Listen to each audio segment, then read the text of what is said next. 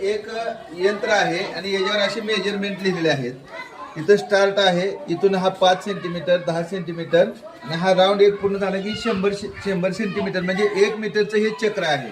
मग आपल्याला कापड मोजताना 1 मीटर माहिती होतं की लांब पट्टी असते, पण या चक्राच्या मदतीनं आपण आपल्या शेताची लांबी, घराच्या कंपाऊंडची लांबी मोजू शकतो. हे अतिशय छान असं यंत्र आहे. याला भूमापक यंत्र म्हणतात. त्याला काय म्हणतात?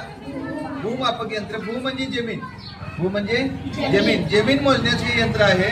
आणि याचा वापर आता आपण असा करणार आहे की इथं स्टार्ट आहे आणि हा इथं स्टार्टवर बरोबर बाण आणला की आपल्याला आपण इथून आपल्या वरांड्याची लांबी मोजता येते का आपण बघूया. बघा इथं हा शून्यावर बरोबर बाण आपण ठेवलेला आहे आणि या शून्यापासून हा बरोबर आपल्याकडे 100 आला, 100 सेंटीमीटरवर आपल्याला गेलं की बघा इथं बरोबर 1 मीटर असं झालेलं आहे.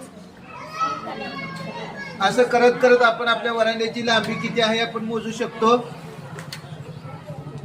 इथं 2 मीटर झालेला आहे. अतिशय तुम्हाला सहजपणे गाडी जशी तुम्ही खेळताय आणि खेळ पण होतो आणि या खेळातून तुम्हाला आपलं बघा इथं 3 मीटर झालेलं आहे. असं करता करता आपल्याला आपल्या शाळेच्या वरांड्याची लांबी 4 मीटर इथं बरोबर झालेली आहे. बघा कार्तिक पाद चालवून बघ 4 मीटर नंतर पुढे चला 5 मीटर झालेले आहे. आहे का नाही सोपं. आणि गाडीचा खेळ पण होतो आणि आपल्या जमिनीची किंवा आपल्या भूखंडाची आपल्याला लांबी मोजता येते. असं हे गणित पेटीतील भूमापक यंत्र आपण चांगल्या पद्धतीनं वापरू शकतो आणि त्यातून शिकू शकतो. तर हा भूमापक यंत्राचा वापर तुम्हाला आवडला का मुलांनो?